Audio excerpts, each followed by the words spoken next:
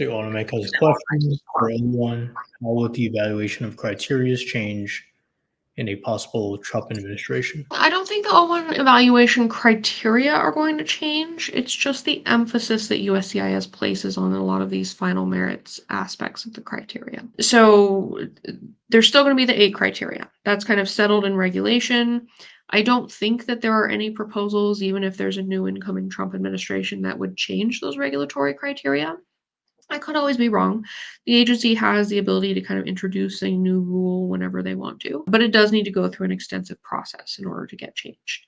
So for now, we're stuck with the 8 criteria. The 8 criteria have some plain language, so I wouldn't expect things like authorship or judge role, where there's some really good federal court litigation holding USCIS to plain language interpretations.